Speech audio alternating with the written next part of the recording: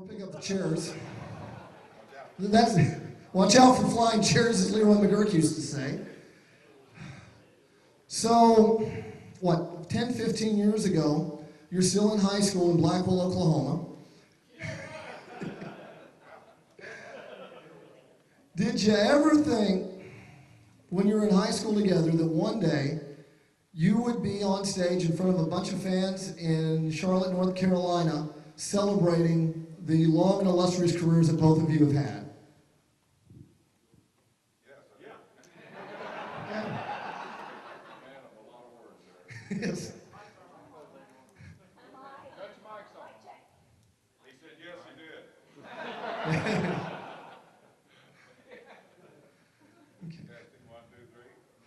Now, both of you had a lot of success, both as... How about, yeah. Okay, Gerald, is your mic working?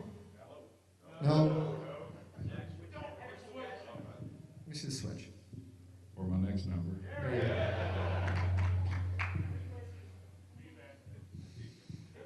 Now, both of you had a lot of success as singles wrestlers. Both of you had a lot of success as tag team wrestlers. What was the most fun part about teaming up together? Well, for me, it was just seemed natural thing to do.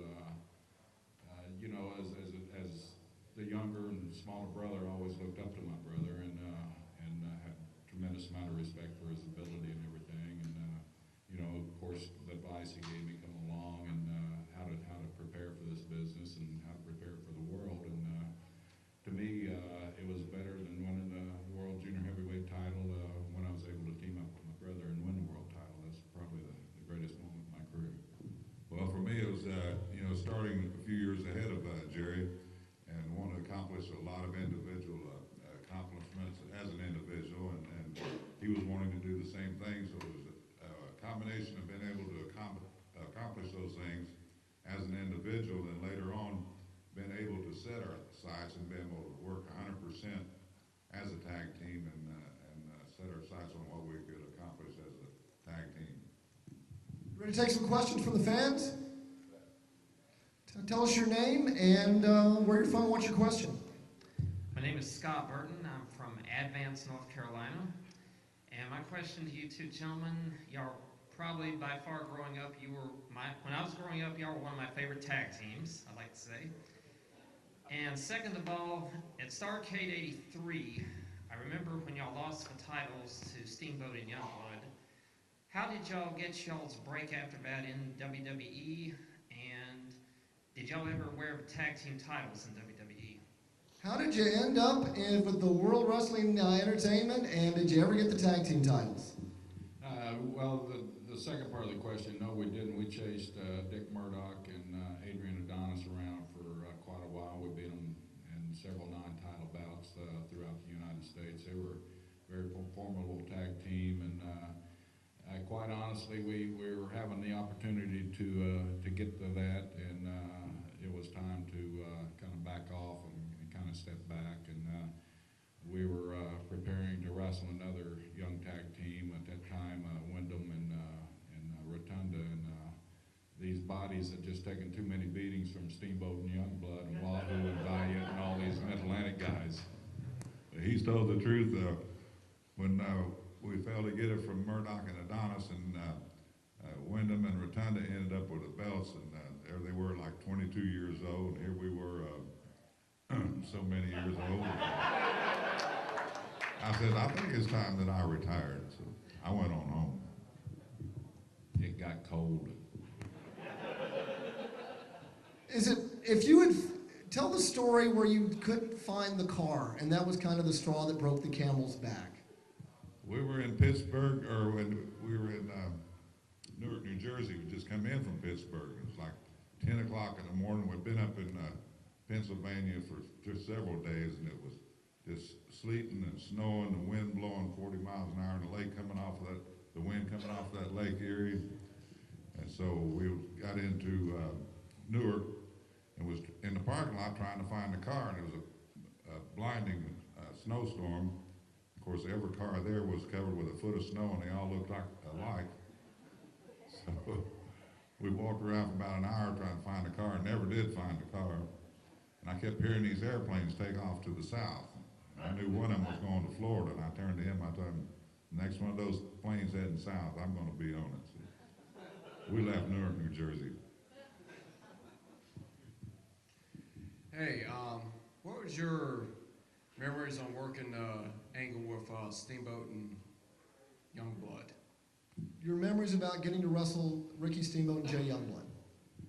These two young guys were tremendous athletes, and what a great tag team combination. Ricky and Jay were just like clockwork. They were so smooth and everything about them, and their technique was just unbelievably good. And Jack and I wanted to wrestle them, and we figured it was our opportunity, and we wanted to go against them. And we had honestly a hard time convincing Jim Crockett, the promoter here, Jim Crockett Jr., that it was the right thing to do. Jack and I had always been fan favorites, and so had Ricky and Jay, and Jimmy just didn't think it would work. And we had a meeting with him and convinced him it was the right thing to do, and we were fortunate enough to do them, and we felt like we helped Ricky and Jay advance to the next level, and of course we were able to capture the World Tag Team Champions from them on a couple occasions, and went on and defended them against several tag teams here. But it was truly a highlight, I think, next to working with Dory and Terry Funk, that wrestling Jay and Ricky were the highlights of my career anyway. I agree totally. They're two of the greatest wrestlers of all time, really. And Jerry and I had just a wonderful time wrestling with them because they were so terrific. And it's one of the highlights of my life also. What's your name? Tell us where you're from and what's your question. My name is Russell Badger, and I'm from Brevard. And my question is, I hadn't read your book, and I hope you address this in your book, but I have read Ole Anderson's, and his account of the sale of Georgia and Florida wrestling to Vince McMahon isn't really flattering to you guys. Could you explain your side of what happened with that sale and why you did it? First of all, I'd like to point out the book is available. We can remedy that fact that you haven't read Jack Brisco's book. Okay, you bought it this weekend? Okay. So we can remedy that.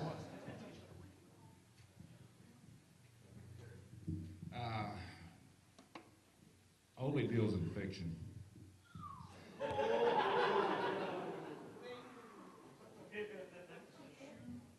Yeah, Ole was real upset about the sale, no doubt about it. And Jerry and I, we'd been working towards this a long time.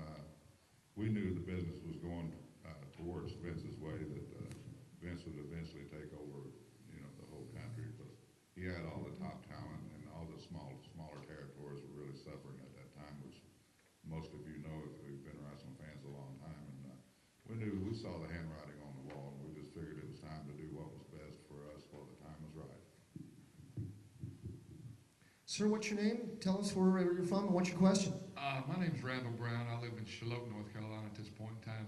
I've got a question that's kind of along the same lines as that last one, except I guess when I was younger, I was a heel fan, so I'm going to ask a heel type question.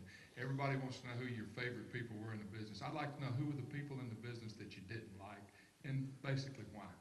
Who were the people that you didn't like and why? Ole Anderson. Especially after you read the book. So you deal with a lot of unique individuals in our business, and it's a great business, and that's what makes it a great business, because everybody is a different individual, different characters, and there were different characters to make you like them. Ole and Gene Anderson, Gene Anderson is one of my all-time favorites. I'll go along that. I couldn't find anybody that maybe Rip Hawk, and he was the eternal bad guy here in Charlotte, North Carolina. Him and Sweet Hansen, who both of those guys I love dearly. They taught me a lot in the business, and Gene taught me a lot. But you deal with different individuals all the time. Both my brother and I were brought up to not hate a lot of things and not disrespect a lot of things, and through thick and thin, you stick by your warriors that you compete with, and we had disagreements with one of the Anderson brothers, and what's past is past, and I don't think we hate anybody, and as far as dislike, there's probably more people that dislike me and my brother than we dislike. Tell us where you're from, who you are, and what's your question? My name is Dick Bourne. I'm from Mount Airy, North Carolina.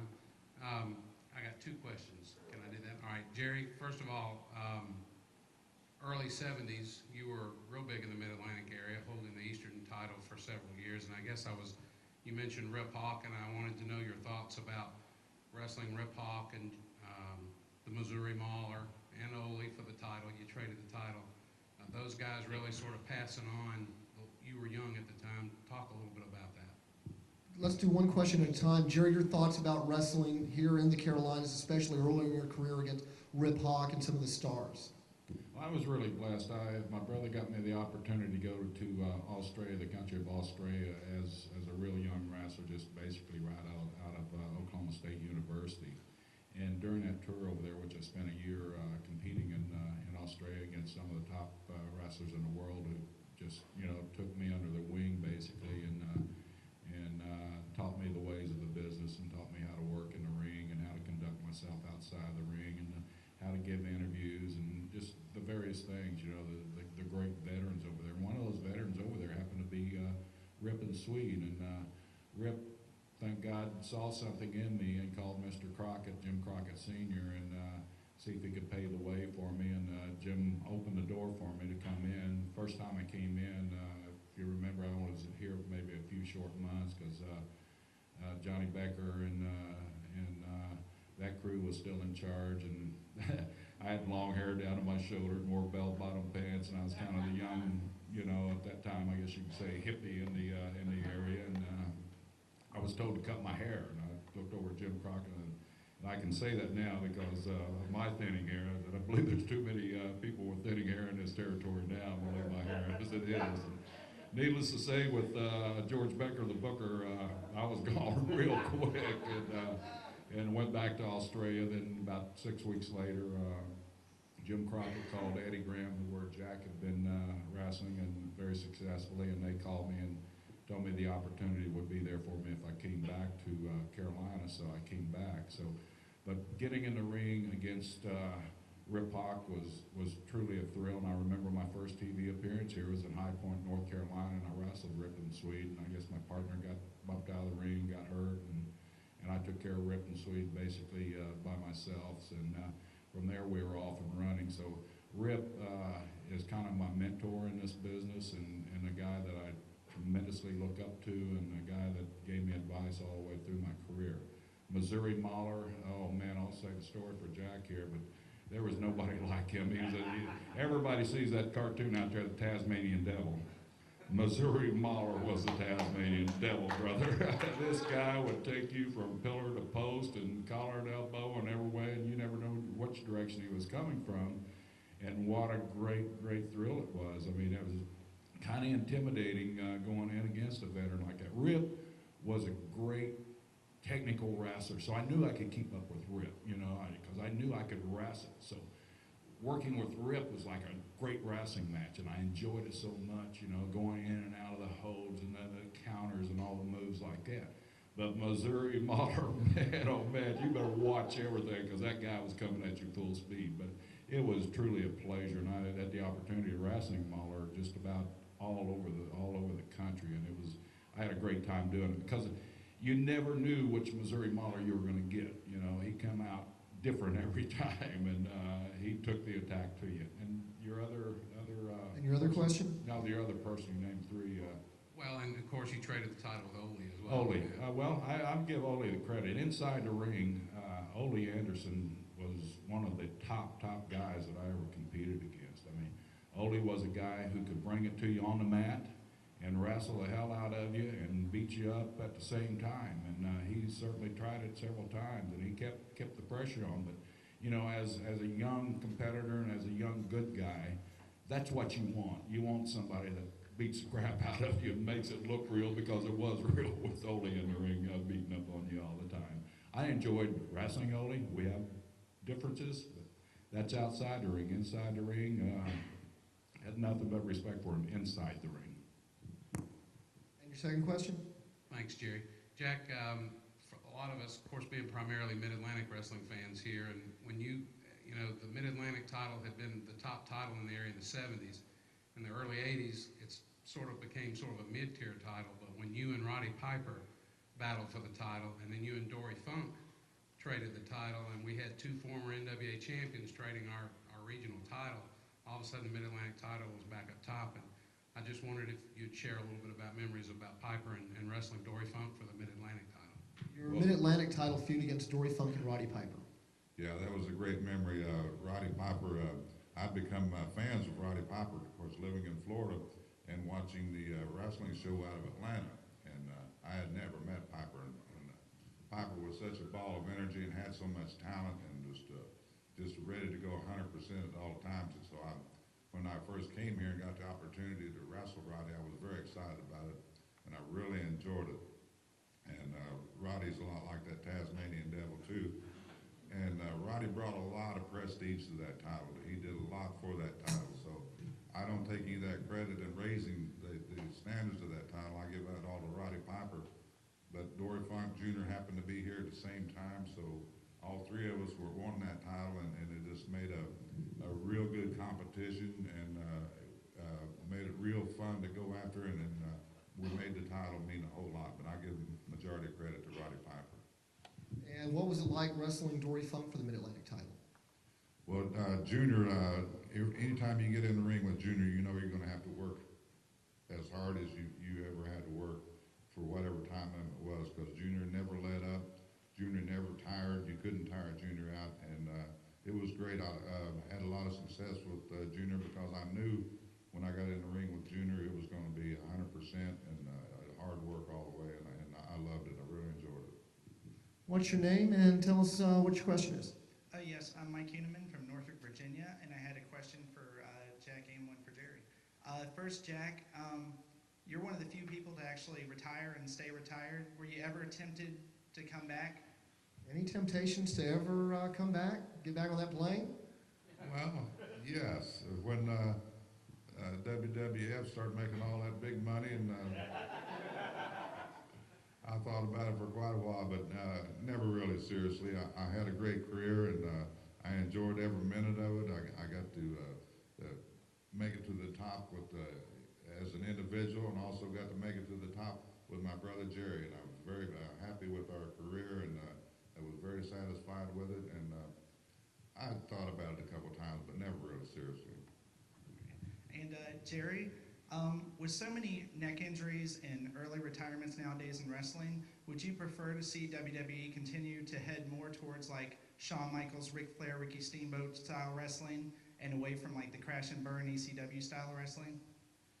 You're right. There has been an unfortunate rash of injuries within our industry, and you know, these guys they're tremendous athletes, and they're going out trying to please each and every fan that sits in the audience. And it got to the point where, you know, a simple drop kick probably wasn't enough, and you know, we're all victims of circumstances, and we all try to push that envelope just a little bit farther and a little bit farther. But I think it was pushed by ECW just a tad too far, and there were a lot of injuries, and people come to expect that style. And with the athletes like Kurt Angle now, and Chris Benoit, and now with Randy Orton, who's the third generation, these guys are back doing wrestling holds, and I hope eventually that the fans will start really appreciating the effort and the intensity that these young men have.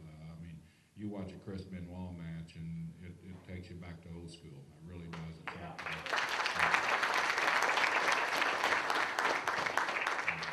It's like watching a Jack Brisco Dory Funk Jr. match, and I have so much respect for the Kurt Angles and the Chris Benoits of the world, and I don't think we have enough of them, and I wish there was more of them out there. I'm Michael Hamilton from Portsmouth, Ohio, and I was just wondering, Jack, what was it like wrestling Harley Race for the NWA title? Harley Race is literally one of the toughest individuals that ever walked the planet. Harley just, I never seen anybody so dedicated to the wrestling business as Harley Race, and he gave his whole life, and he gave it 100%, and he's one hell of a man, and it was really a pleasure wrestling Harley, because just like Junior, anytime, anywhere you want to go, as long as you want to go, Harley was ready. It didn't matter when, where, or how. But I have nothing but the greatest amount of respect for Harley.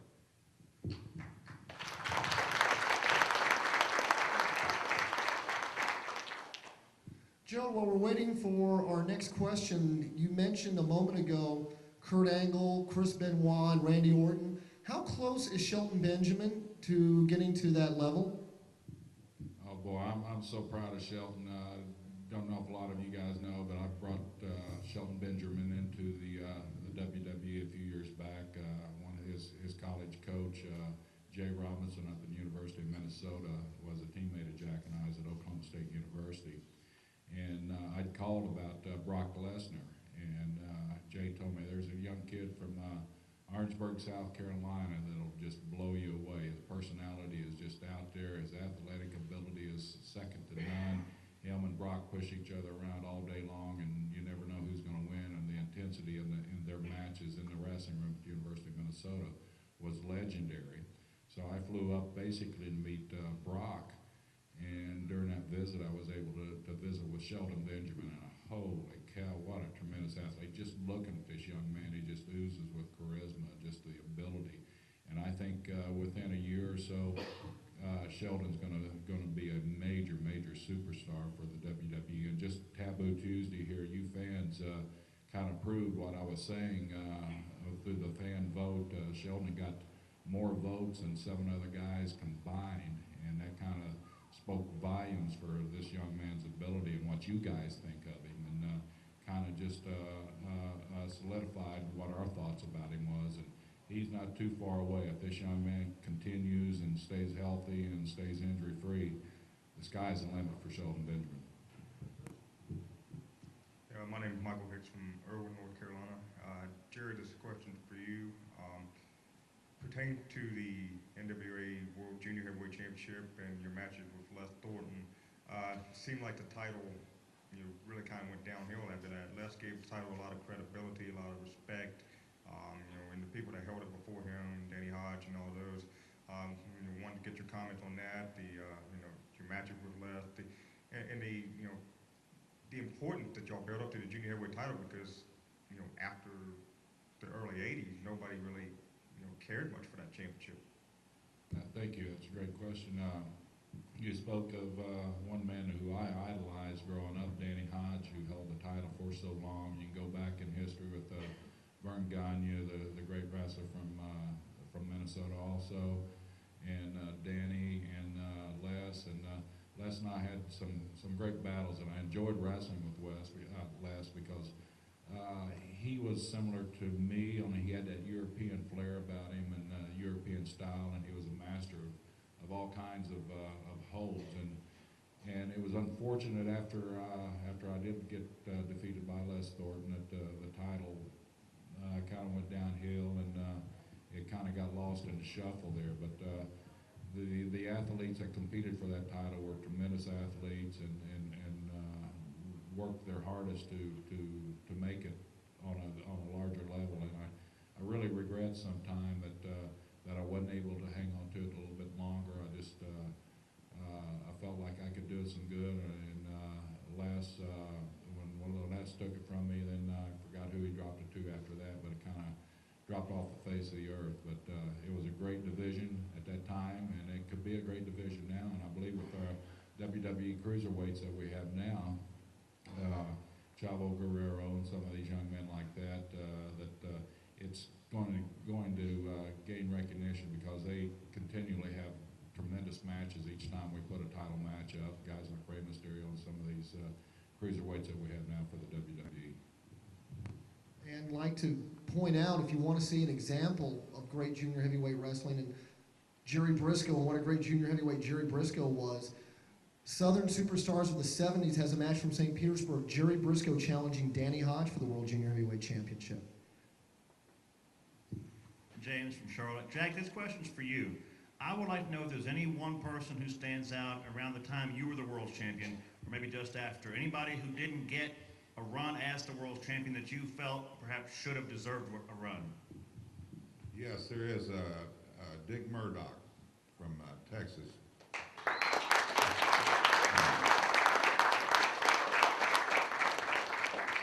Dick was a great wrestler. Dick was a great character. He was really a wild and crazy guy. And he was as tough as they come too. And he loved a street brawl, or he would get down on the mat and wrestle with you. But I thought Dickie had all the talent in the world. He drew money everywhere he went, all over the world. And Dick was a fantastic athlete. And Dick never did get his shot at it. And I always thought that Dick, if he would have been a great world champion. Hi, Jason from Madison, Wisconsin. I know a lot of questions later on. We'll probably get to road stories. I'd like to hear your most memorable moments from competing at Oklahoma State. Most memorable moments competing at Oklahoma State. Well, this guy over here from Ohio just brought back one. It wasn't a very fond memory. It was the first time that I had ever been defeated in college was for the national championship in 1964. I come up against a fellow by the name of Harry Huska, who defeated me for the national championship. And that was one of my most disappointing moments. My team won the national championship that year, but I finished second. But the gentleman from Ohio reminded me of that. Jack, which is a stronger memory for you, winning the national title the next year, or your only collegiate loss the year before the NCAA finals? Well, I don't even remember the match where I won, but I remember every point and every move where I lost. Just a sidebar on that, I recently discovered a tape that nobody had seen and my brother hadn't seen for over 35 years, and I was able to purchase it. And it was Jack's victory in the NCAA championships against his opponent, and I presented that to him as a gift, and he had a lot of hair back then. Well, I'm glad he didn't find the one where I got beat. That's your next birthday. Yes, I'm Mike from Virginia Beach, Virginia, and I want to ask Jerry, how did you get involved with the Vince McMahon Stone Cold boss-employee feud? I've always liked that angle, and I want to know how you got involved with it. The Stooges, right? He didn't say that. I told Pat Patterson, and Pat's probably one of the most tremendous technical wrestlers of all time, and anybody that's ever seen one of his matches knows what I'm talking about. Pat Patterson and Ray Stevens I told Pat, I said, Pat, you and I both worked for 30 years trying to maintain a reputation and build a respect as wrestlers, and in 5 minutes with Vince McMahon and Stone Cold Steve Austin, we turned into the Stooges, you know. So, it was a great deal, and it just happened to come, and some of the greatest things in our business just happened to evolve. And they called Pat and Vince and I in a locker room. Our cameras were running backstage and everything. They called Pat and Vince and I in a conversation backstage in Chicago, talking about Stone Cold, and it was just, you know, we were just coming up with just insane things to do, you know, and this thing has legs, you know, why don't we take it out in front of the audience? So we went out there, and Pat and I became the corporate stooges for Vince, and every time Stone Cold would come in Vince's way, Vince would push one of us in the way, and we'd get the short end of the stick, you know, and so. But it was tremendous. It was one of the funnest parts of my career that I ever had. It was just a revival, and I was so thankful for the opportunity to be in the ring. I mean, a guy my age in the ring, competing on that kind of a level against a Stone Cold Steve Austin, The Rock, The Undertaker, and you know the various guys that we had to take up for Vince and get the short end of the stick with. Pat and I think took every finishing hold there was in the business, you know, including a Dudley table, you know. And it was a great amount of fun, and it was fun while it lasted. But the bumps and bruises that I took and Pat took, it was kind of hard on our bodies, and I'm kind of glad it's over with. But it was a fun thing. I think we took it to a different generation, and some of the young kids got to see how Pat Patterson could still get over with each and every one of you guys out there, because the Stooge character was a strong character for the WWE, and I think just the professionalism and the charisma of Pat Patterson and me being the sidekick there just helped a lot of young guys. Hey, you know, if you work hard, you just give the audience what they want, you know, and you can make it. And I was very thankful for the opportunity. And it was just one of those things that evolved. Yeah, and everybody asked me, says, what do you think of your brother wearing a dress? I said, boy, he made one ugly woman, didn't he? My youngest son said, Dad, you look like China's mother.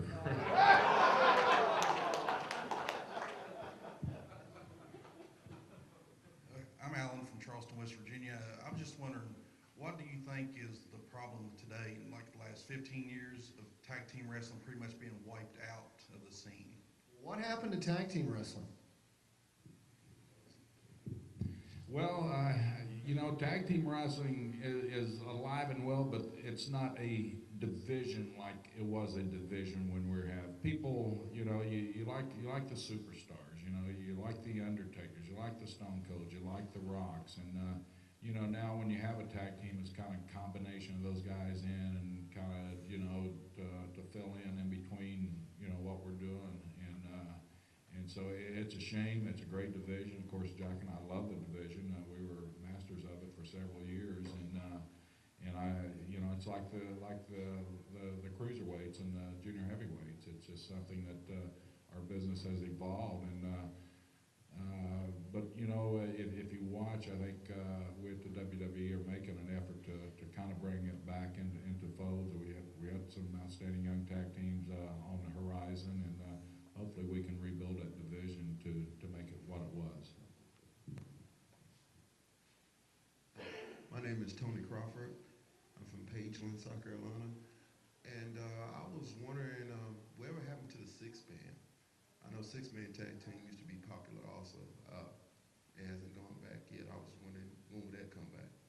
Every Monday night in the main event on Raw.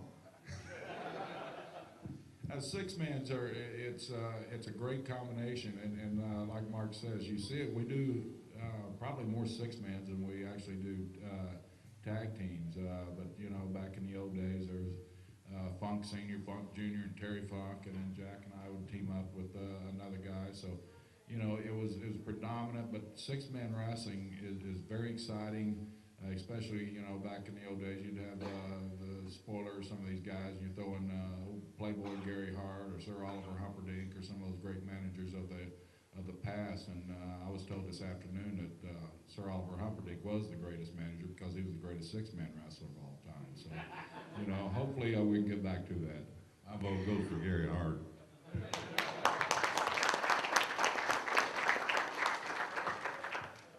At one point, didn't you have some matches, you, Jack, and Eddie Graham against all three Funks?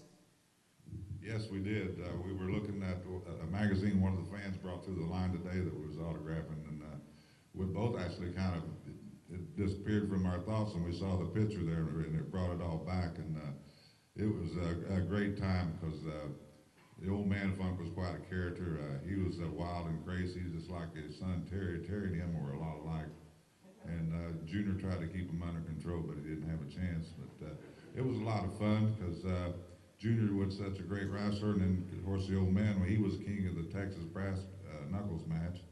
And Terry, he would go either way. He'd fight or wrestle. Didn't make him any difference. Since everybody seems to be talking about tag team wrestling, is there a tag team that you see today that reminds you guys of yourselves?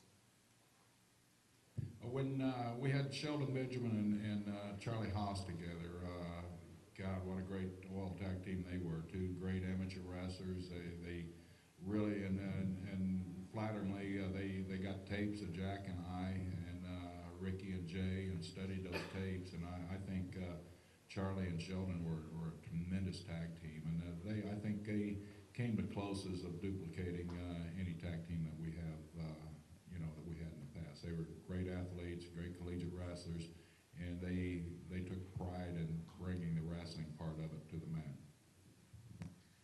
I'm Scott again from Advance, and Jerry, this question's for you. The night at Unforgiven in Greensboro with Stone Cold and Dude Love, I would like for you, if you you wouldn't mind sharing maybe a memorable moment with you and Pat and Vince with that angle. And second of all, has Vince McMahon maybe ever considered having maybe a world six-man tag team championship? As far as the World 16 Tag Team Championship, no. At one time, Michael Hayes, P.S. Michael Hayes, Freebird Forever. Yeah. Yeah, he tried to convince Mr. McMahon that was. I knew you were waiting on that. That he was trying to convince Vince that was the way to go, but he never bought it. And you brought back a smile on my face with Dude Love and all that, and it was so much fun back in those days. Like I was saying before, with Mick Foley, I had some great little what we call the vignettes with him, where the rapport back and forth, and we just seemed to have that proper chemistry. So anything I did with Mick Foley was tremendous. We got in an argument one time. It was the old, no you didn't, yes I did, no you didn't. He took pride in stumping me every time. So that's some of the thoughts and some of the things that happened back there. Hi, Will from St. Louis. Jerry, I got a chance to see you back in the 70s, and also Jack. And matter of fact, I saw Jack's, one of the first matches I saw was Jack and Dory, so hooked me on wrestling. Still been doing. One of the things that was impressed me about the book Jack did with William Murdoch is how Pat O'Connor helped you get through the championship years. And I consider Pat O'Connor like an unrecognized person, that kind of stuff. Everybody knows Harley, and maybe if you might mention about Pat O'Connor a couple of ways. Yes, thank you, because I think that I've always had a great deal of respect for Pat O'Connor, and Pat was very instrumental in my rise to the throne and helped me win the championship. Pat trained me a lot, and he even took time off from his own business in Kansas City to fly to Tampa, Florida, and spend hours working out with me on different moves and maneuvers that he had known over the years through the spinning toe hold from Dory Funk Senior, and the other guys that had used it. So he spent hours training me on that technique of reversing the figure four leg lock, and I give him a lot of credit for helping me on to the title. And yes, he was from New Zealand, and drew some of the biggest crowds in history up through Chicago and Toronto, and with Buddy Rogers, who he won the title from. And Pat O'Connor, you're right, was one of the greatest champions of all time.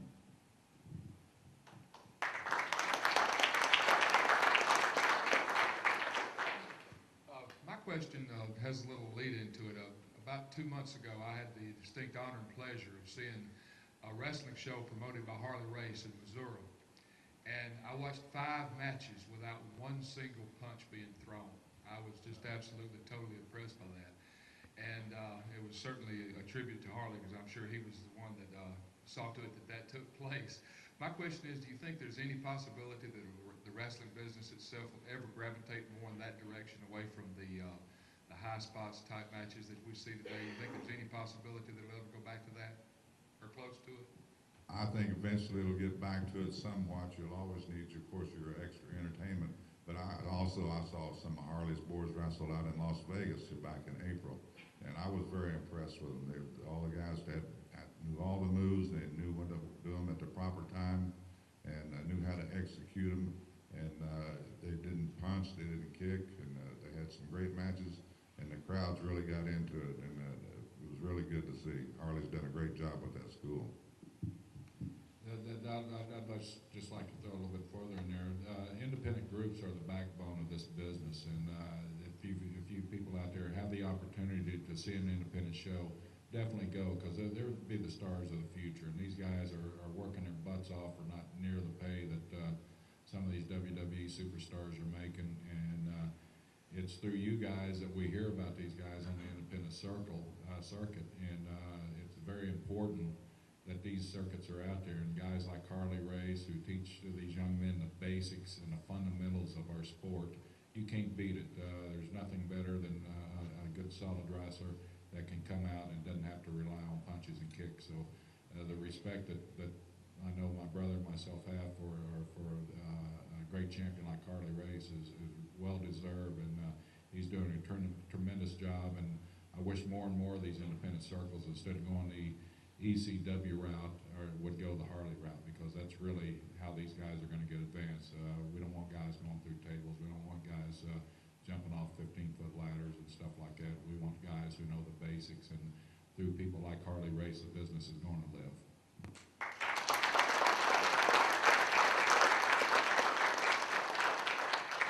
Sort of an epilogue to that story, there was about 400 plus people there that night, which is absolutely amazing. And me, I've been around the wrestling business most of my life. And one of the things that really impressed me too is after the show was over, the main event, they were part of the ring crew. It was really a throwback. It was really, really special. Yeah, you sure you're not Mad Dog Vachon? You got the boot on there. You guys don't realize it. You guys are the voice of this business, and what you guys want is what you get. And have a stronger voice, you know, get in numbers and speak up, because this is the way you change the business. Because believe it or not, we all listen to what the fans want, and we try to give the fans what they want. So you guys do have a voice. It's tremendous, and you know, I think the innovation that Vince came up with, Taboo Tuesday, proved that point. We had a lot of matches that we didn't expect to have because of people like you out there on the internet voting for what you wanted to see. So you do have a voice, and speak up, guys. Question for both of you, but mainly for Jerry. When you guys did your heel run here in '83 with Steamboat, Youngblood, your promos, you guys seem to be having so much fun on those promos, because when you guys turned, I quite frankly didn't think the Briscos were going to be great heels, but you guys, especially Jerry, because you did most of the talking for that duo. That you guys seem to be having so much fun on those promos. Just wanted some memories from that time. Well, my mother always said I was a good-looking one, and she always said Jerry was the one that wouldn't shut up. I knew that line was coming. We did. We had a ball. I mean, it was, you're able to open up, you know, you can say whatever you want to say. And at the time, you know, the business was changing at that time, too. And it was just, it was kind of, you know, Jack, let's go for it, you know, let's don't hold back, you know. And it was so much fun. And some of the goofy things we did. And quite honestly, some of it was inspired by the Boogie Woogie Man who was out here today. Who was, you know, following the Boogie Woogie Man and the Hot Rod. I mean, you had to pick it up. That's what the competition was here in the Mid-Atlantic, and you just don't realize the competition that was here in the Mid-Atlantic at that time. You look back and it's like a who's who of professional wrestling. You know, Sergeant Slaughter, Don Canoodle, Ricky Steamboat, Ric Flair, Wahoo McDaniels, Johnny Valentine. I mean, you just go on and on and on. Paul Jones. And so you had to pick it up. If you didn't pick it up, baby, you were left in the dust of these guys, because everybody was just shooting to the top at that time. And it gave me an opportunity to be my aggravating self, as old Sonny Fargo used to say. He said, he'd tell Jack, your brother's the most aggravating guy I've ever seen in my life, you know. But you know, it gave me a chance to be myself, you know, and I enjoyed the heck out of it.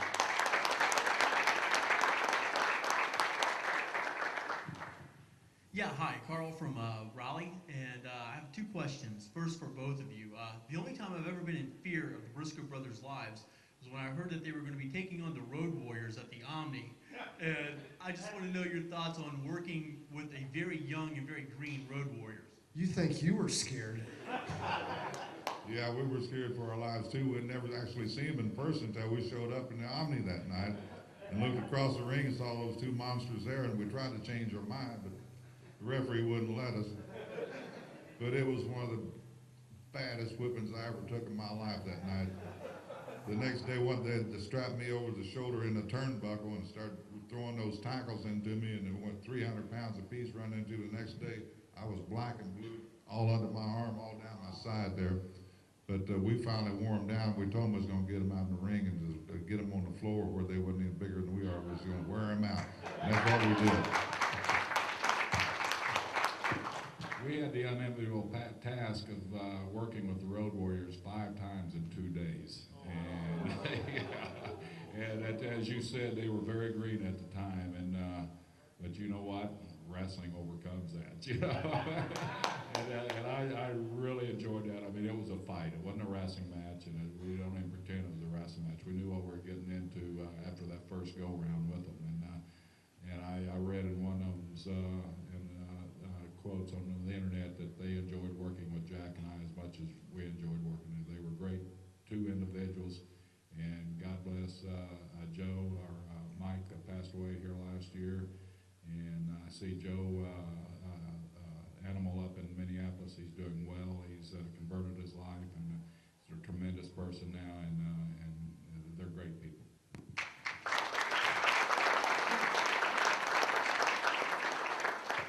My second question for both of you guys: what is as a traveling world champion, what was your thoughts on Ric Flair when he first got the NWA title? Oh, I thought it was great. I've always been a big Ric Flair fan, and I always knew that Rick would be world champion one day because Rick, he's the nature boy, and everybody could see that Rick was bound for greatness, and he's turned out to be one of the greatest workers of all time. And what you see on TV isn't put on with Rick. What you see is Ric Flair. He is the nature boy. He walks the walk and talks the talk 24/7. Jerry, did you get to travel much as World Junior Heavyweight Champion? Not as much as my brother did. You know, I did get to travel around quite a bit with it, but not to the extent that Jack was doing. I remember one night we were in Richmond, Virginia. Jack left, had a match. I think he went an hour with Thunderbolt Patterson that night. Got on a plane. Jackie Crockett and myself rushed him out to the airport with a 6-pack of beer under his arm to rehydrate him was the only reason. You know? When you take those long trips, you got to be hydrated. So I wanted to make sure my brother was safe. You know. So we rushed him over there. He had a match in Tokyo, Japan, with a giant Bubba, and then finished that match. Jumped back on a plane, and I met him in St. Louis, Missouri, with another 6-pack to make sure he was still hydrated in St. Louis. So no, I never had that kind of schedule. Travel in those days was different than it is today because we didn't have agents, or we didn't have Vince McMahon to set up all of our travel arrangements for us. We had to do it all over our own back in those days. And you usually get in the habit of staying either at a Holiday Inn or a Ramada Inn, and all the rooms looked alike, and you jump on, spend the day on a plane, you run to the hotel, take a little nap, and you run to the arena, you go back to the arena, or from the arena back to the room, then back to the airport.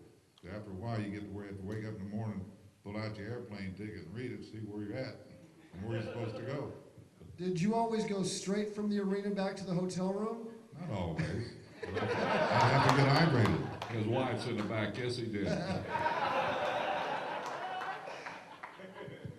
Hello, my name is Richie Blaisdell from Gibsonville, North Carolina. Past and present, what are you guys' favorite wrestling angles? Well, I think mine will always be with the Funks because we had such a tremendous long run with the Funks. And we had a great time with Terry and Junior and the old man while he was still alive. And we got to shoot so many different angles with them in different parts of the country and all over the world, different parts of the world.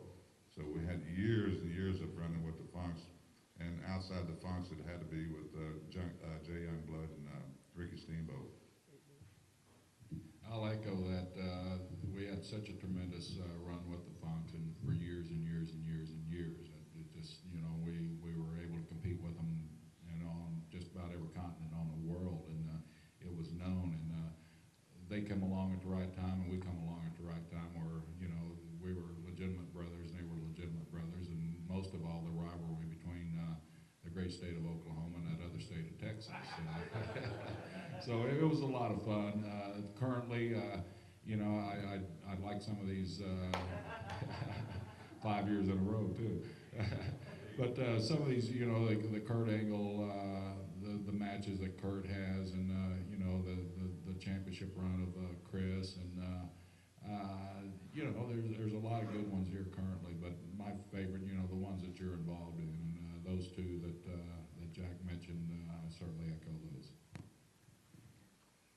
Scooter Leslie, former ring announcer at the Greenville Memorial Auditorium. Jack, you answered this question for me one time over the telephone, but I think it would be very good that you answer this question for this audience.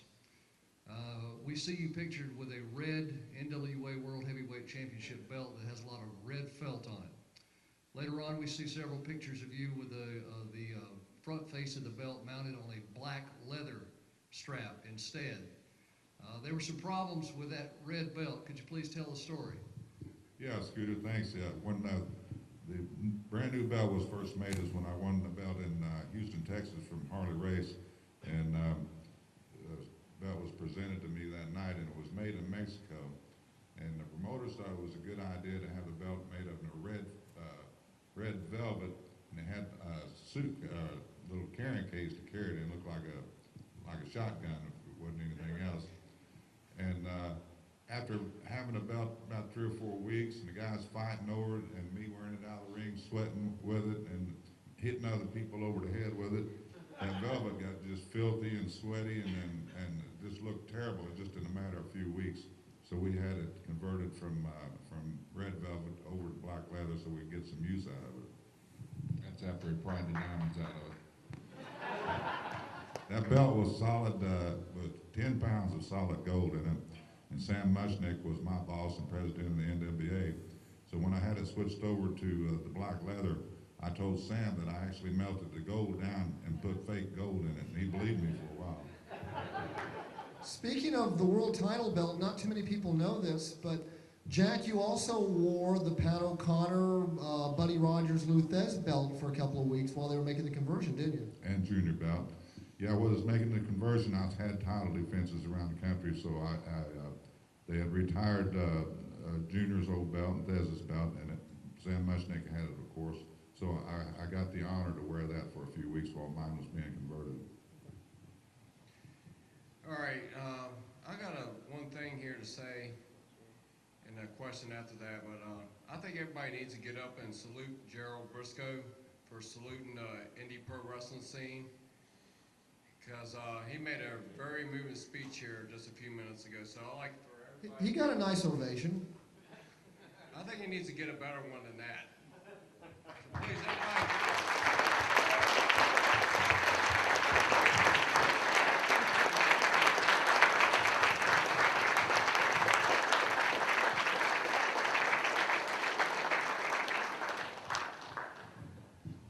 Yeah, I think you're right. Those indie boys work really hard, and they did a lot after their jobs and take time off their jobs to practice and to work out and spend their own money to travel these different towns. So those boys really work hard, and they deserve all they can get. Hey, thank you very much. My question to you is, what was your thoughts on when you were getting the NWA World Title that night? What was your initial thoughts? Your thoughts that day leading up to the ring? I was scared to death. It was something I'd always dreamed of, something I'd worked years for, and something I was finally going to get to attain. And I was just scared to death that I wouldn't be able to maintain the prestige of the belt. And I was just really excited about it, and it was one of the most thrilling days of my life, and probably the most nerve-wracking days of my life. You got to realize too that Jack and myself, Jack, we were from Blackwell, Oklahoma, a small town of maybe 4,000 people at that time, and you know, you hadn't seen much but the wheat fields of Oklahoma and Kansas, and you know, for Jack to obtain something like that was very special to him and the entire family. I'd also like to say we became professional wrestlers because, first of all, we became professional wrestling fans. We both were big fans. We'd had the TV over there in our hometown that was made by Leroy McGurk in Oklahoma City. We'd watch it every Saturday night. Danny Hodge was our hero. And we became fans through going to the corner drugstore every Saturday morning and getting the wrestling magazines out and looking through the magazines till the store owner chased us out of there. So we were wrestling fans long before we were wrestlers. Yes, Mike again. This this question's for Jerry. When something happens like Bart Gunn getting knocked out by Butterbean or Daniel Puder kind of holding his own against Kurt Angle, do you think that's bad for business to put the boys into uncontrollable situations like that, or do you think it's good that an overnight star can be made? Well, it's two-faced. I mean, sure, it's a little damaging, but on the other hand, you're making a new star. So it has its pluses and minuses. Of course, with Butterbean and Bart Gunn, I mean, what a shocker that was. I mean, everybody's money actually was on Dr. Death, Steve Williams. And by the way, I'd like everybody to say a prayer tonight for Steve Williams, who's battling for his life in Louisiana. He has throat cancer and he's battling for it. So he's in need of each and every one of these prayers out there. But all of our money was on him, and Dr. Death got nailed by Bart and pulled his hamstring and was unable to compete for quite a while.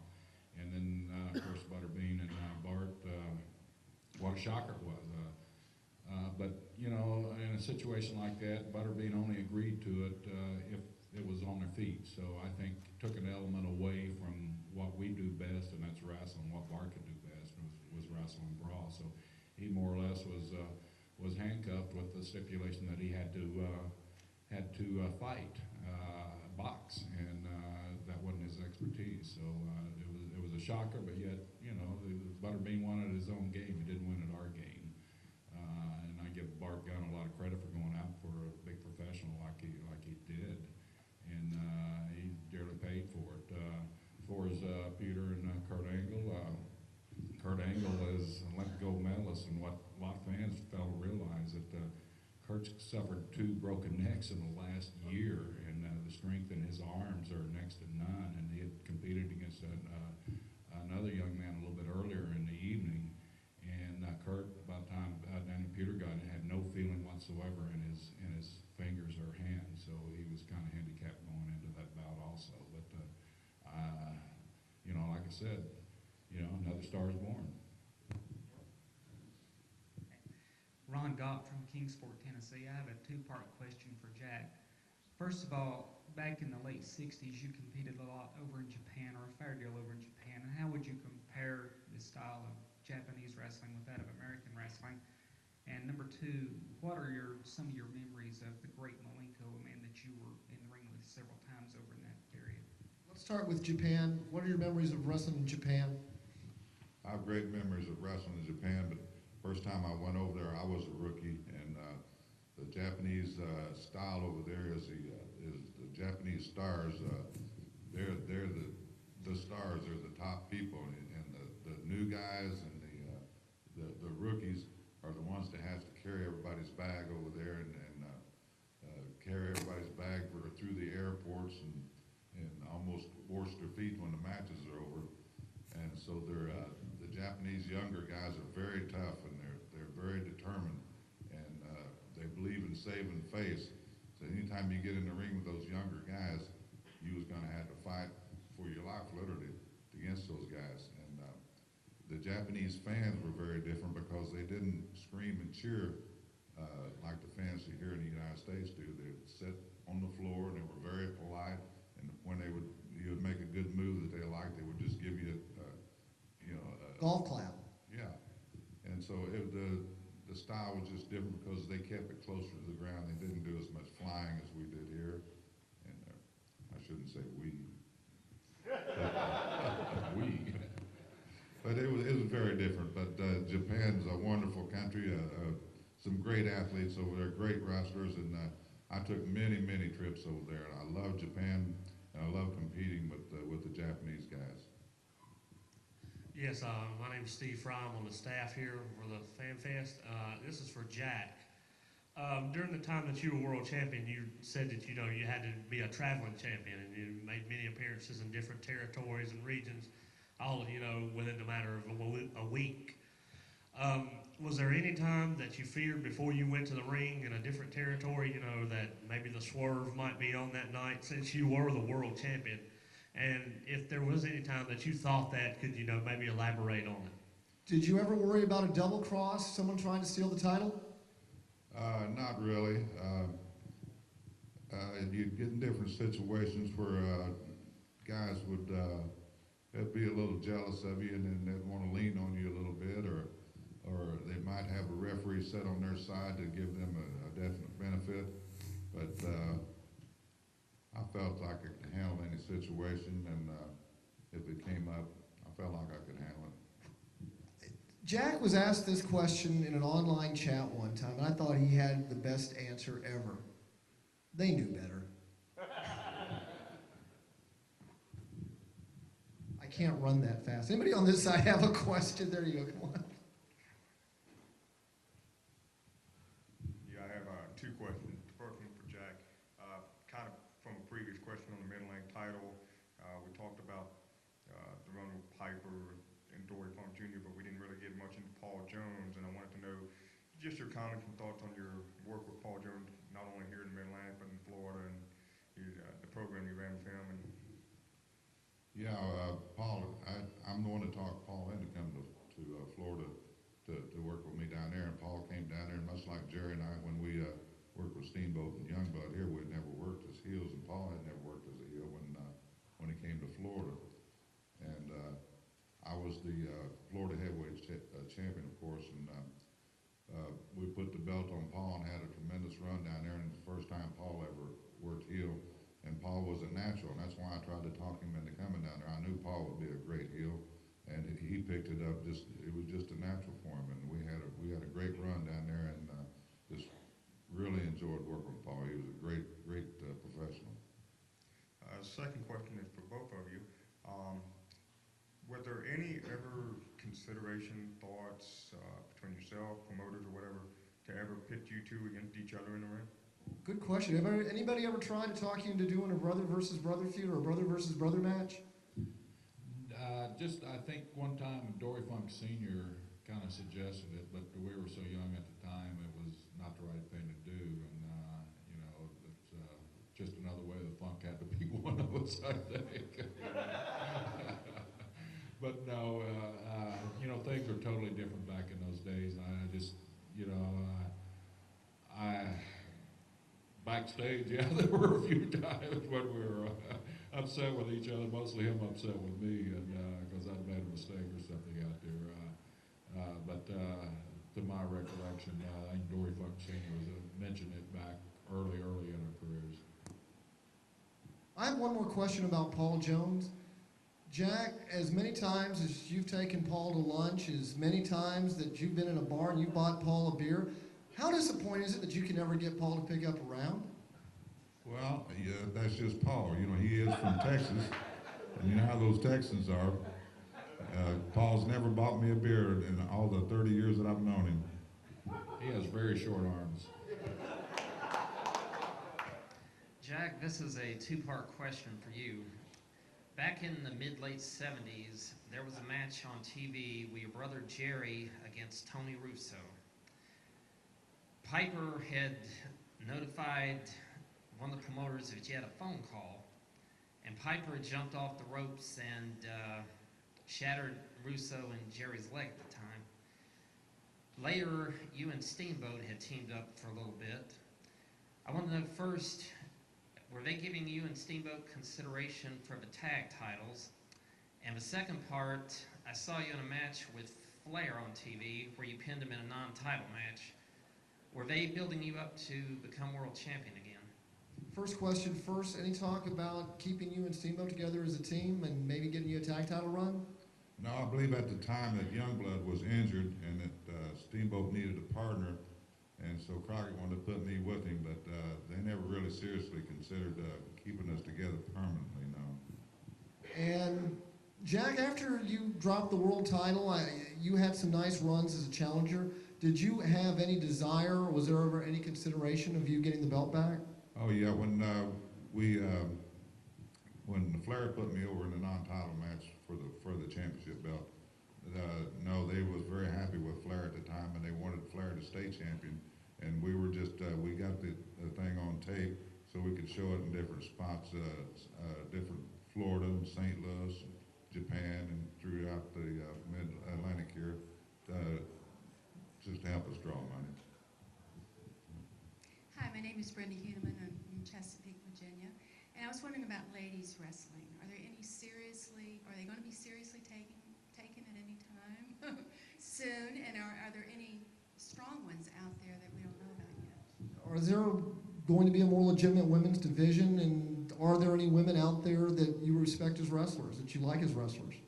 You know, coming up in the Mid-Atlantic area, you know, you always had Penny Banners and the fabulous Mulas and the great women competitors, Tony Starson, Donna Cristantello. I mean, just goes on and on. Judy Martin, all these great women competitors who raised the bar and who set a standard and who had it really rough in no matter where they traveled. And we thought we as men had it rough traveling, but these ladies would travel all over the United States. They'd come into an area for a week or 2 weeks, and then they'd pack their bags and head off somewhere else. So they were constantly on the road, but they set the standard for years and years for these young ladies to follow. And do I think they have the ability to compete on that level? Probably yes, but do I think that's the way it'll go back to? I don't think so, because once again, I don't think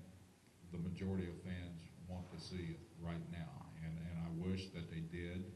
And even our ladies that compete, believe it or not, they would like nothing better to be on that level. And when we have Mae Young and the Fabulous Moolah make a guest appearance on the WWE, which is always tremendous, and these two ladies, I mean, God knows their age, but these two ladies are still out there competing. And They were in the semifinal on the first dogfight on the Ark. Exactly. I'll tell Moolah you said that. Definitely Johnny Mae Young. She knows where you live. But these young ladies, when these two women walk in, and not only the young ladies, but the young men, we flock to those ladies because of the tremendous amount of respect. And they walk into an arena, and every one of these young competitors nowadays go over and thank these two ladies for everything that they've contributed to the business. And you know, the Penny Banners of the world and the Mullahs and the Mae Youngs, they'll never be forgotten. And like I said, they set the bar so high that it's going to be awful hard for some of these young ladies to follow. Hi, I'm Bobby R. Yates. Looking at the results back from 82, 83, when, this is for you, Jerry, you were mainly in prelims, a lot of opening bouts too. And I've noticed that, like on March 13th of 83, when they had the Slaughter and Kernodle Steamboat Youngblood match, you were in the opening match. And then like 2 months later, you two were both in the main event against Steamboat Youngblood. So my question is, was there any dissension between you and the other guys that were in the opening bouts for your immediate main event status, where maybe they might have thought they should have moved up a few steps in the ranks, either before you or with you, where they stayed behind and you went on to the main events? I don't, you know, I can't speak for them, but I know that at that time I was coming into Mid-Atlantic from a long hiatus from Mid-Atlantic, and basically when you come into a new place, no matter who you are, you kind of start on the ground level and work yourself up. But you know, I hope there wasn't. You know, unfortunately, like any other business, there's always jealousies and always people who want to jump ahead of you, and if you make that jump, I certainly don't think it was given to me. I think I earned it, and I hope that the people that I competed with feel the same way. Yeah, my name's Doug Rafferty. One's a question. First off, Jack, you were kind of basically given the nod as to turn in Dusty Rhodes' face in one of your NWA title matches. Dusty acknowledged it on one of his shoot interviews. It was a match with you that actually turned him face. One, do you remember anything about that night? And two, I think everybody here will agree with me, through all the titles that you've won, all the stuff you've done for tag team wrestling and the World Heavyweight title, when you get in the Hall of Fame for the WWE, when they gonna acknowledge you for it? All right. First things first, what do you remember the night that you wrestled Dusty and it basically turned Dusty babyface. Yeah, I was in Miami Beach is where it happened, and of course the Florida fans have been behind me for years, pushing me to win the World's Heavyweight Championship, and I finally won it, and I'd had it for quite a while, and Dusty was building himself at the time in Florida as the American Dream, and even though he was still healed, he was still on the verge of the fans loved him anyway. Half the fans loved him, half of them hated him. So when I had the title on the line against him, of course, everybody wants to see the champion get beat. We were wrestling in Miami, so I had knocked Dusty down, and he fell kind of into the ropes. The referee went to push me back, and I went around Dusty, and I dropped a knee on him, and the place just exploded. Everybody booing me, and I thought that they all wanted to kill me. So it came a shock. Both Dusty and I were just kind of just looked at it. I said, "Oh man, we just got something going here," and we just went on with it, and then that's how Dusty turned babyface. Jack, do you know anybody high level in the WWE that might help you make your case to get in the WWE Hall of Fame? Yeah, I do, but he wears a dress.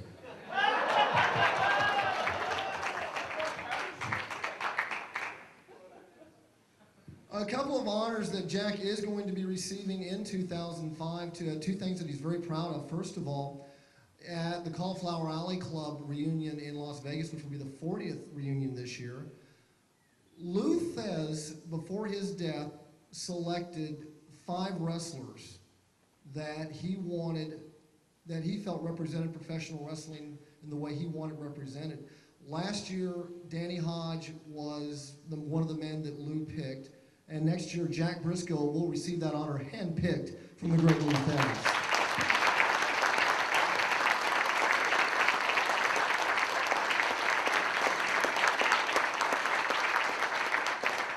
Thank you. And also in Schenectady, New York, the Professional Wrestling Hall of Fame organization in 2005 will honor Jack Brisco.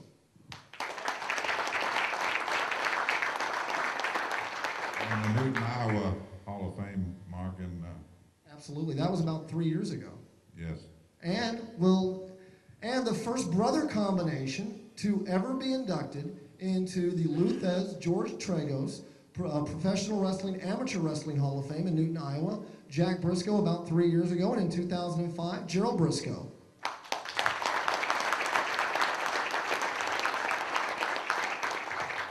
And that's a little bit different Hall of Fame, and if I can get your thoughts on that, because what makes that Hall of Fame different is not only do you have to have a great professional career, but you have to have a legitimate amateur background. And I'd like to get, Gerald, let's start with you since you're the new inductee. Is that special compared to the other honors that you've received as a professional wrestler? Yes, it is. It's a tremendous honor, and I was sitting at home, and Bill Murdoch, who's a dear friend of my brother's and a great friend of myself, called me and told me of the honor, and I was overwhelmed. As you mentioned, Mark, it's not only for your professional wrestling part of it, but your amateur career also, and it left me almost speechless. And Jack knows for me to be speechless, it's kind of strange, but it's an overwhelming honor that you were considered and that you were nominated and accepted and voted into any type of Hall of Fame, especially a Hall of Fame that bears Lou Thez's name, who is the father of all of what we try to do.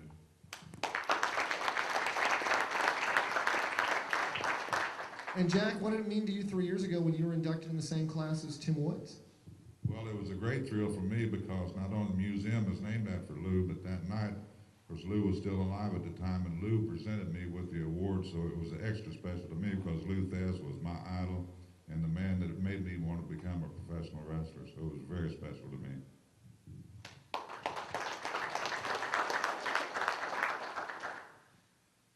My name is Richard Brumley from Kannapolis, North Carolina. First off, I want to say thank you guys for being here, and it's a privilege and honor to be in this room talking to you. My question is, I guess more or less to Jerry. I know back in the day when y'all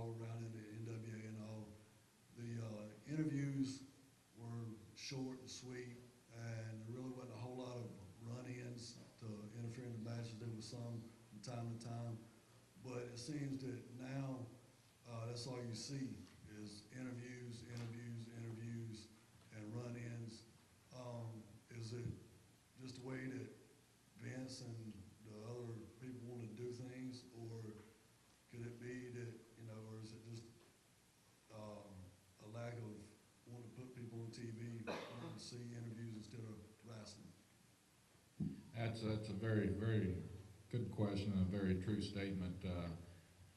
Back in the old days, we had an hour of TV, so everything had to be short, precise, and right to the point. And you had 90 seconds to deliver your promo, and you're on to the match, and you had some time to tell a story in the match and all this. And now we have 2 hours twice a week, and sometimes with pay-per-view we have 6 hours, and it's a lot of wrestling, a lot of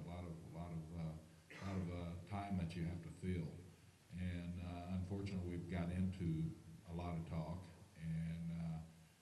and do I wish it was the other way? Yeah, but once again, you people have the power to speak up and have the power to change it, and keep speaking up.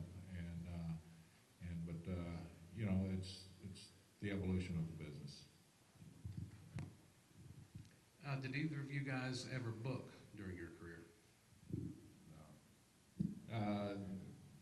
Yeah, briefly in Florida Championship Wrestling with Dusty, and a little bit in WWE also, and so I try to hand at it and enjoy doing it. And it's a time-consuming job and a very demanding job, and the guys who take on that responsibility. I know Rip Hawk was in here earlier, and he was a tremendous booker and devoted his life to it. And there's a lot of dedicated people that do that. Dick Borton, you're going to ask 2 questions, and you're not going to put over your website? No. Although we have a website, the Mid-Atlantic Gateway, that pays tribute to all the hard work that you guys did and your peers, and we appreciate you very much. I will ask Jack one more question. On your shoot interview tape, I guess you did with Mark. Which is available this weekend.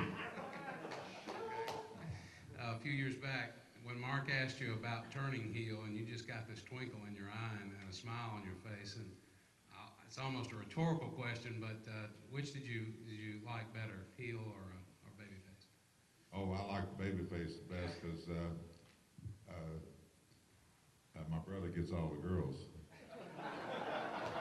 No, but seriously, both parts were fun, and it was just a lot of fun. But Jerry and I gone our whole career just strictly as faces, and we both agreed that we wanted to, before our career was over, to have a good run or maybe even turn, permanently. But we had a great run with Youngblood and Steamboat, and it does bring a twinkle to my eye because those are 2 of my favorite people, and 2 of my favorite wrestlers, and we just had a wonderful time. It was lots of fun. I know for me, I always enjoyed being a heel, and it's just for some reason it fit me, But we also had the opportunity when we were quite younger, when we would go into Texas, and being from Oklahoma, it was a natural rivalry that when we'd wrestle the Funks in Texas, we'd get everything in the arena thrown at us. And just, if I got time, Mark, just a little side story. We were there wrestling at Funk Brothers, and all of a sudden, all these cowboys got a little hot at us, started calling us names and jumping in the ring. The next thing you know, there's about 50 guys in the ring, cowboy hats and boots, and they're all swinging, throwing kicks and punches at us. And I'm over in the corner fighting for my life, and Jack's over there. Jack, what do we do? About that time, we looked over the corner of our eyes, and we saw this guy coming out with a big, long chain, just twirling around, clearing a path. He just, stay close to Killer. Killer Carl Cox is coming to our rescue. And thank goodness for KKK that night, because he saved our lives. Boy, those Texans were hot, but they respected Cox so much, especially that 6-foot-long chain, that they cleared a way for us. Did Dick Murdoch switch you heel for one night in Dallas during his ring introduction? Dick Murdoch switched a lot of things. Yeah, he's referring to the, I think, the 105th time Oklahoma beat Texas in football. I think that's it. You guys are wrestling a reunion arena against Adonis and Murdoch, and it was the Friday night before Texas, Oklahoma. And Murdoch and Adonis, since they're the heels, they come to the ring first.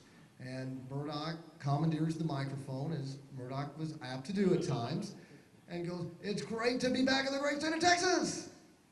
Yay! Because who wants to see Texas beat Oklahoma tomorrow? Yay!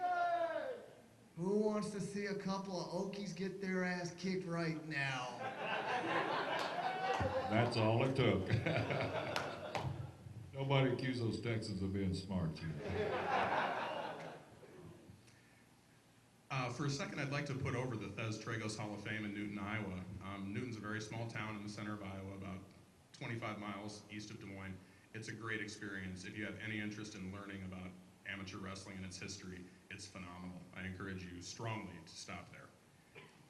It is. It's a wonderful place, and what we failed to leave out is it has all the great amateurs, all the great amateur Hall of Fame members in there also, and also has a wing. Of course, everybody knows that Oklahoma's the best in amateur wrestling. Iowa is the second best. They also have a wing where they have all the great Iowa wrestlers in the wing, and it's a wonderful place. And if you're ever in through Des Moines or Newton, Iowa, please stop in and see the museum. We're about to have a riot between all the Dan Gable fans and all the Danny Hodge fans.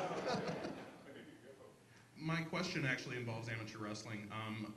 You mentioned kind of keeping an eye out for indie performers that might catch your eye. Are there any amateurs that you feel might have an aptitude for the professional ranks, specifically people like Rulon Gardner, Cale Sanderson, and Kerry McCoy? Three great individuals. I had Rulon Gardner as my guest in Phoenix, Arizona about 2 months ago, right after the Olympics. And Rulon spent the day with the WWE touring backstage, going to the production truck, seeing how the production people put things together. He was quite impressed, and Rulon is a devout Mormon, and he had a meeting with his church and decided that this avenue at this time was not the best road for him to take, and I respect that decision, respect his religion. And Rulon Gardner is a first-class young man and a tremendous asset to the United States of America, and I'm very proud of his effort. And he beat King Kong, and nobody had ever beaten Korean in his life, and Rulon did it and brought great credit to Greco-Roman in the United States, and I'm very thankful for that. Cale Sanderson, to me, the third greatest wrestler of all time. Jack and I was privileged to what I considered the greatest wrestler of all time, being teammates with him, Joe Yutaki, who was an undefeated amateur wrestler for Oklahoma State, won 2 Olympic gold medals, and of course Danny Hodge and Jack Brisco himself. But Cale Sanderson was a guest of mine in Des Moines, Iowa the last time, just a month or so ago, right after he returned from the Olympics. Came in for a look-see and brought his wife and some of his friends in. And Cale's a first-class young man too, and I'd give anything if he decided to turn this direction. But Cale is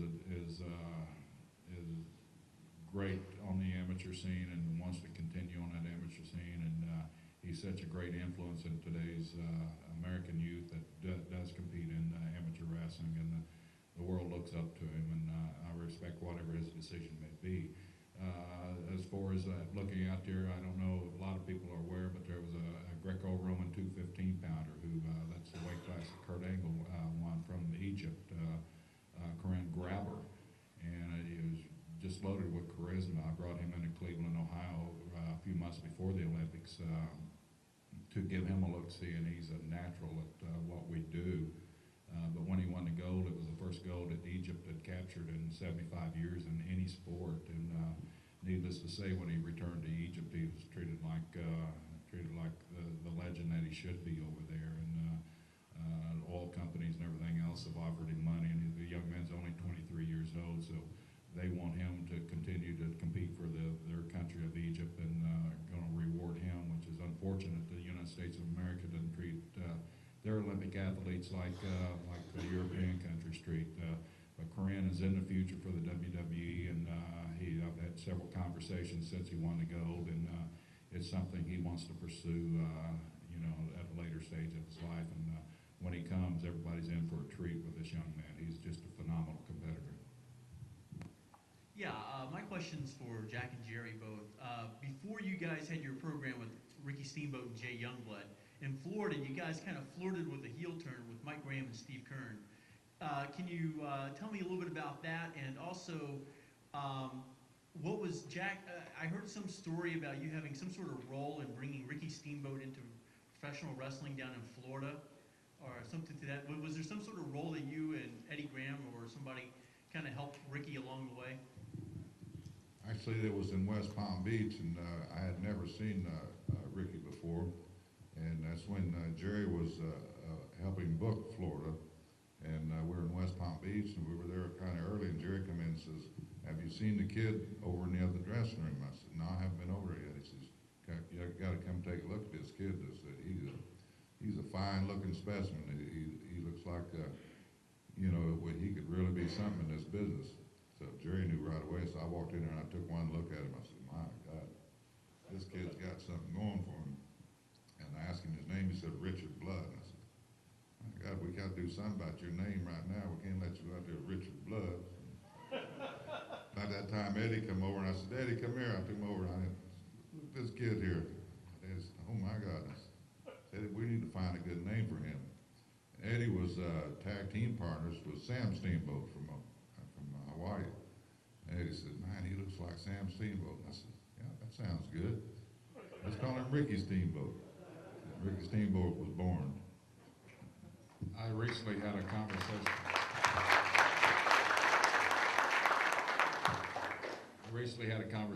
With Ricky, and Ricky tells a fascinating, funny story about that situation. In the program, of course, he was listed as Richard Blood from Minneapolis, Minnesota, which is actually from St. Petersburg, Florida. And so while he was in the ring, he was out there, and the ring announcer at that time, he announced the competitors when they were in the ring, not as they were coming to the ring. So they announced Ricky's opponent. And in this corner, from Minneapolis, from Hawaii, Honolulu, Hawaii, Ricky Steamboat. And Ricky said, looking around, trying to, who is this guy? Who is this guy? And the announcer kind of puts the mic down, and you announcers out there know what I'm talking about. That's you, kid. Smile and wave. Ricky, oh, it's me. How do you do? He still didn't get it, but he did he ever get it when he got it. My name is Brian, and I'm from Edenton, North Carolina. And everybody agrees that you had great matches with Steamboat and Youngblood and Adonis and Murdoch. This is kind of a hard question, but unfortunately, Youngblood and Murdoch and Adonis are no longer with us. So I was wondering, how does it make you feel as a wrestler to know that guys that you worked with in the past have passed on? And are you shocked that a lot of the wrestlers that we grew up watching are dying at a young age? Yes, it's very sad, and of course, anytime you lose a friend, it's a very sad situation. And there's Murdoch, unfortunately, passed away of a heart attack, and it's just some of those things that happen, of course. And it's unfortunate that a lot of people know our people in the business, and I'm sure in your way of life, I'm sure a lot of your friends and relatives pass away at one time or another young. It's just unfortunate that people know our people, and when they do pass away, they get a lot of publicity, and unfortunately, some of it's for the wrong reason. It's just unfortunate.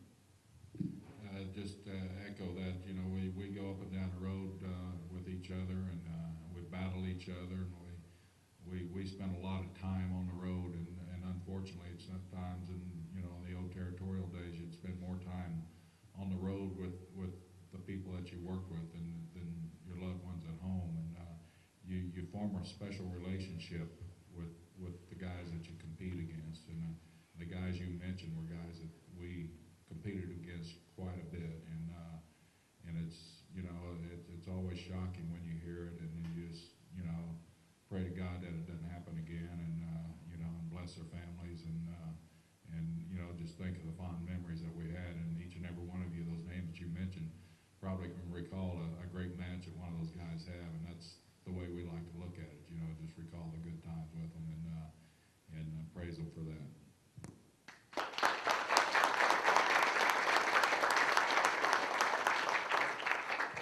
Yes, Mike from Norfolk, 2 questions for Jerry. One, at Survivor Series 97, when Brett screwed Brett, do you think that the right decision was made? Absolutely, I do. I think it was the right decision.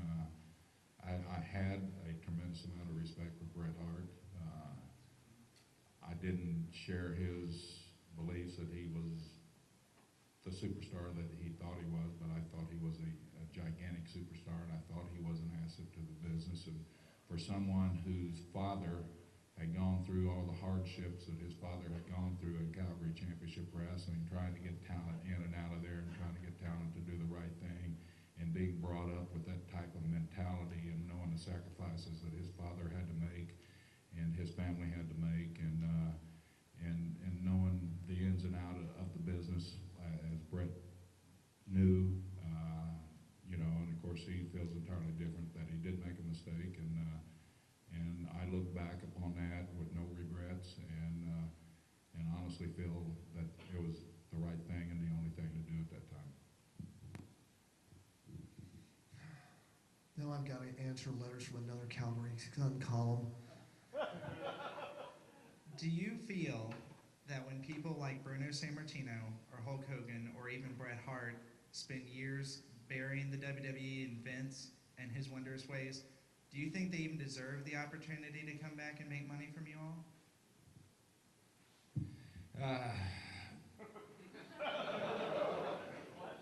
I've kind of fidgeted in my seat up here. Do I feel like, you know, through all Vince McMahon's faults, and we all have a lot of negatives to us, but there's one thing Vince McMahon always tells everybody that works very closely to him: everybody's entitled to a second chance. Sometimes everybody's entitled to a third chance. And Vince is a very unforgiving man in that manner. Believe it or not, he is a very thoughtful man and a very forgiving man, and he's one of these guys that never say never, no matter what the situation is. If he feels that's what the fans really want and that's what the fans demand, then Vince will swallow his pride and bring somebody in like that. And the guys you mentioned, of course, Hulk Hogan is very close to Jack and myself. We were instrumental in getting him into the wrestling business and getting him into the WWE. You know, and the things, and I consider Hulk Hogan as the forerunner and the pioneer that led the charge that changed professional wrestling. And for better or worse, he brought it out on a giant stage, a worldwide global stage. And through him and Vince's creativity and Terry's ability and his charisma changed the world that we all love. And I think they changed it for the better. Would I like to see more matches? Yeah, but do I have a respect for Hulk Hogan for what he did and how he broadened the audience of professional wrestling and how he brought it to the mainstream? And I truly believe without a Hulk Hogan and Vince McMahon, there would have been no Rock, there would have been no superstar Billy Graham, there'd be no Bret Harts or Shawn Michaels or anybody like that. So I think the business changed. I like what it's changed, the perception of it, you know, that it's entertainment. We are entertainment. We were entertainers back when Jack and I were in the ring. It was just a different form of entertainment. They've taken it to a gigantic level, and I think deep down inside, a lot of people sitting in here respect that and enjoy it. And I certainly can hold my head up high and proud that I work with an organization like that, that a man will give somebody a second, third chance. And that's the way it goes, and that's the way Mr. McMahon operates. How you doing? Mike Madden, Boston, Mass. I'd just like to know both you gentlemen's thoughts on working in the old Boston Gardens. The old Boston Gardens. Oh, I love the old Boston Gardens. There was some wild and crazy people up there. And first time I went up there, I was worked with the Japanese Stooges. Stooges is one of the craziest guys that ever lived. And I remember around the ring, the fans there were so crazy that big, huge plexiglass people all around on all four sides of the ring, because people threw so much stuff at the ring, they had the plexiglass up there to keep from throwing trash in there. But it was a great place, and because I was a big Larry Bird fan, so it meant a lot to me to wrestle in the same place Larry Bird had played basketball. And for me, you know, a lot of places that you walk into have so much history, and there's so much ambiance about the venue itself. And a lot of people don't realize that when you go into a place, you know, it's an arena, and some of them are cold, damp, and you know, it's just, you go in, you work, and you get out. But I tell you what, when my brother and I walked out, and there were 17,000 people in that garden just screaming, it was summertime, it was hotter than Hades in that arena, but you just got that energy. Then you got in that ring, and you happen to look up, and you see all those banners up there.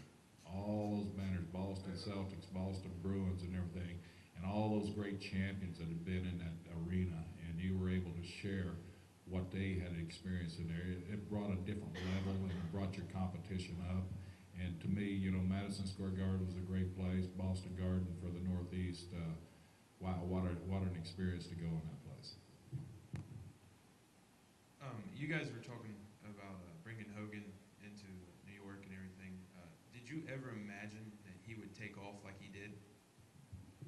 Yeah, I really did. The first time I laid eyes on him, I knew that he was a superstar, would go to places in this business that had never been gone before, because he was such a hard worker and worked out so hard, and he was a sacrifice, did a lot of sacrifices, did the right nutrition, took his vitamins, and said his prayers. But he did all the right things at a very young age, and he just had so much charisma. And he had so much charisma, we all knew he was going to be a star. When I will never forget the first night he wrestled was in Vero Beach, Florida, and Jerry and Pat Patterson and myself happened to be there that night, and he was in the opening match, and we wanted to see how the fans would react to him that first night. So on the opening match, so our fans are all sitting there waiting for the matches. 8 o'clock comes, and we sent out the heel first, and then here comes out Hulk Hogan, which was Terry Bollea at the time. And by the time he got to the ring, people were ooh and on and standing their feet and cheering before he ever got to the ring on his first match. And said, and I think a star is born.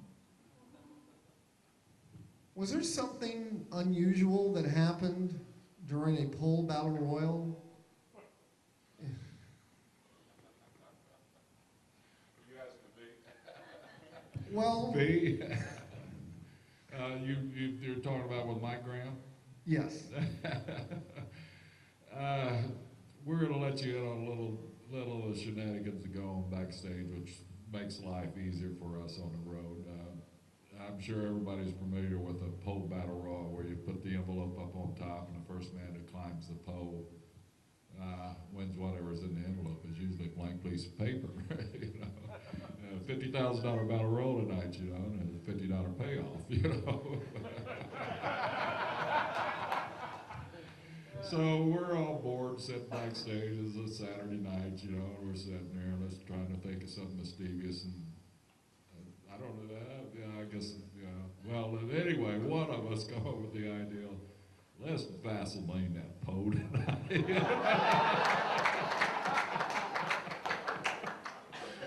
So somebody sneaks in the back and finds the pole and gets a jar of Vaseline and rubs that pole down, baby, where Superman could climb that pole.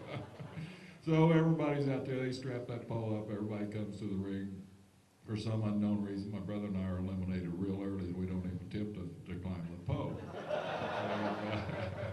And, there's a couple of guys left in there, and one of them being Mike Graham, who was going to win the big $50,000 prize that night.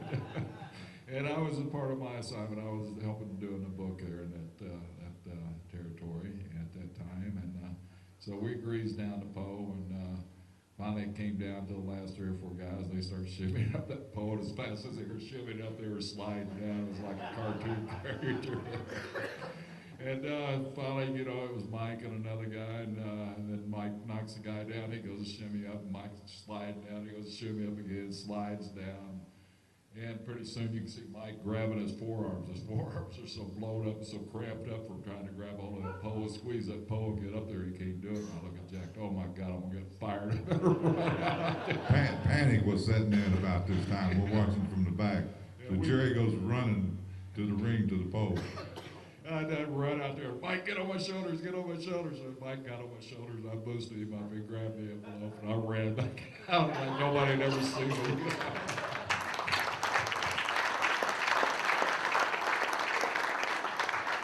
That's the reason healing is so natural to me. Just one real quick question. There was a comment you said about superstar Billy Graham. If it wasn't for Hogan, Graham wouldn't be there. Actually, Graham came along a lot sooner than Hogan, and if he would have been given his props, basically, left the run with the title, do you think there would have been the explosion that happened in the mid '80s before Hogan? They would have kept Graham with the belt. If superstar Billy Graham had stayed on top in the WWE longer, would he had gotten over as big as Hogan had? Well, I think there's a reason he didn't stay up there longer, because they was wanting to go in a different direction. While he was there, he did a good job, but he never drew the big money that Hulk Hogan drew, and he never created the absolute enthusiasm and excitement at every age level that Hogan represented. And they had other people that drew money, just as much money, and created as much excitement as superstar Billy Graham did at the time. I think Jack hit it right on the nail that Terry Hulk Hogan appealed to a different style of audience, appealed to the young, middle-aged, and old age, and everybody in between. And that superstar had his run there, and I think he was very charismatic, and I think Hogan copied a lot of what superstar Billy Graham does, but in essence, we're all thieves. We all copy what the other guys do and just try to make it our own and make it a little bit better. And Hogan was able to capture not only superstar Billy Graham, but Thunderbolt Patterson, and one of my great partners here in the Mid-Atlantic, Thunderbolt Patterson, who to me was the forerunner of the great promos. Thunderbolt, y'all remember Thunderbolt could talk you blue in the face, and I think Dusty Rhodes kind of copped that from Thunderbolt, and then between him and Superstar, I think Hogan kind of evolved it, but they just took what Thunderbolt Patterson started and evolved it into Hulkamania, brother. My name's Nancy Taylor, and I'm from Waynesboro. I got a question for Jerry, and you just started answering it when you're talking about T-Bolt. Besides your brother, who are some of your favorite partners, either Mid-Atlantic or Georgia or Florida?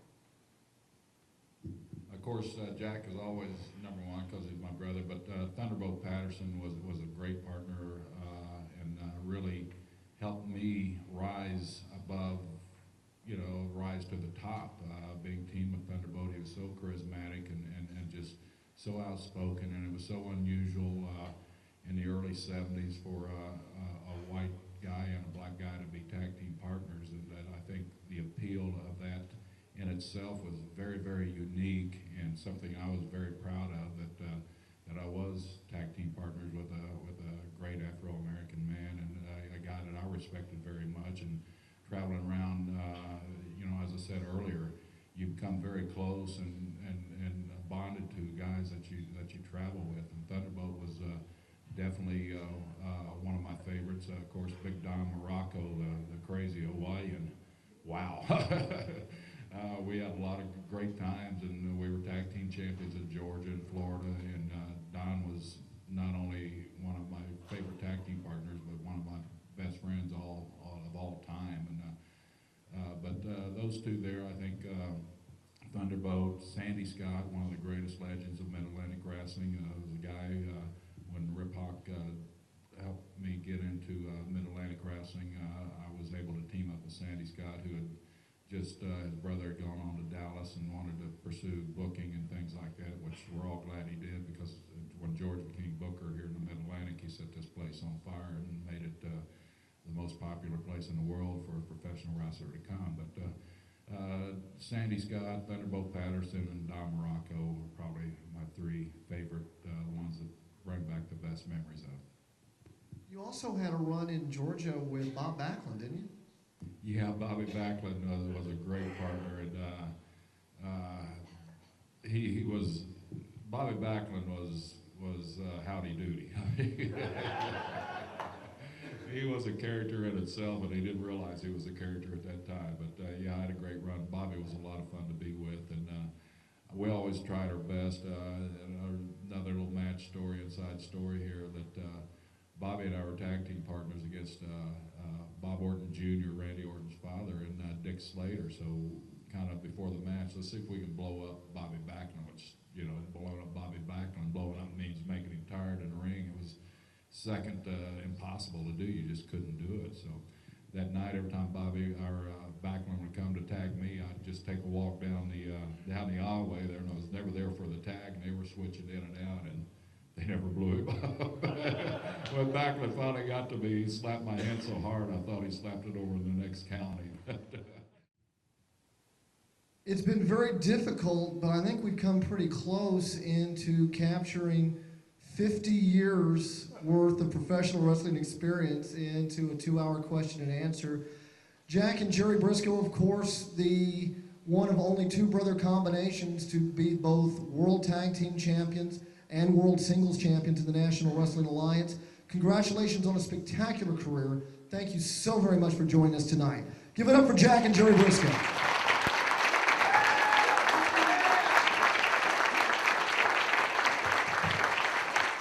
Thank you all for coming, and I wish all of you very happy holidays. Thank you. I'd just like to thank all the fans here at the Mid-Atlantic Championship Wrestling. Bob Cottle, I don't know if he's here now, but Bob Cottle, you guys were blessed with some of the greatest commentators in the world. Big Bill Ward, who was here when I first came in here. Bob Cottle, who was the voice of Mid-Atlantic Wrestling for years and years and years. You don't know how great you had it, and the great superstars that the Crockett family brought in here, from Jim Crockett Sr. to John Ringley to Jim Crockett Jr., Jackie and David Crockett. They were great people to work for, and they always listened to the fans out there, and you guys always told them they'd listen to you, and thank you very much for being here tonight. Jack and Jerry Brisco.